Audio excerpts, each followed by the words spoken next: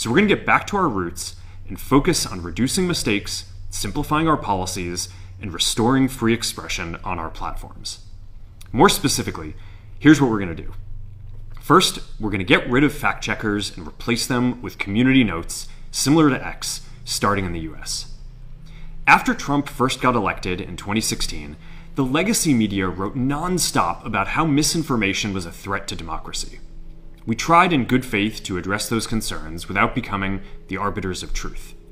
But the fact checkers have just been too politically biased and have destroyed more trust than they've created, especially in the US. So over the next couple of months, we're going to phase in a more comprehensive community notes system. Second, we're going to simplify our content policies and get rid of a bunch of restrictions on topics like immigration and gender that are just out of touch with mainstream discourse.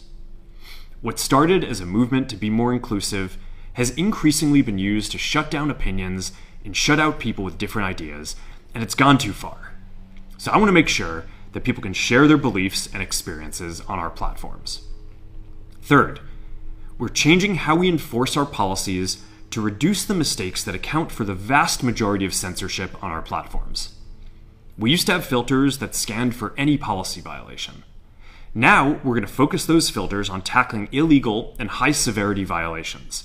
And for lower severity violations, we're going to rely on someone reporting an issue before we take action. The problem is that the filters make mistakes, and they take down a lot of content that they shouldn't. So by dialing them back, we're going to dramatically reduce the amount of censorship on our platforms. We're also going to tune our content filters to require much higher confidence before taking down content. The reality is that this is a trade-off. It means we're going to catch less bad stuff, but we'll also reduce the number of innocent people's posts and accounts that we accidentally take down. Fourth, we're bringing back civic content. For a while, the community asked to see less politics because it was making people stressed. So we stopped recommending these posts. But it feels like we're in a new era now, and we're starting to get feedback that people want to see this content again. So we're going to start phasing this back into Facebook, Instagram, and Threads while working to keep the communities friendly and positive. Fifth, we're going to move our trust and safety and content moderation teams out of California, and our US-based content review is going to be based in Texas. As we work to promote free expression, I think that it will help us build trust to do this work in places where there is less concern about the bias of our teams. Finally, we're going to work with President Trump to push back on governments around the world that are going after American companies and pushing to censor more. The US has the strongest constitutional protections for free expression in the world. Europe has an ever-increasing number of laws institutionalizing censorship and making it difficult to build anything innovative there. Latin American countries have secret courts that can order companies to quietly take things down. China has censored our apps from even working in the country. The only way that we can push back on this global trend is with the support of the US government.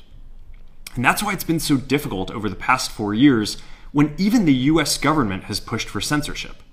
By going after us and other American companies, it has emboldened other governments to go even further. But now we have the opportunity to restore free expression, and I am excited to take it. It'll take time to get this right, and these are complex systems. They're never going to be perfect. There's also a lot of illegal stuff that we still need to work very hard to remove.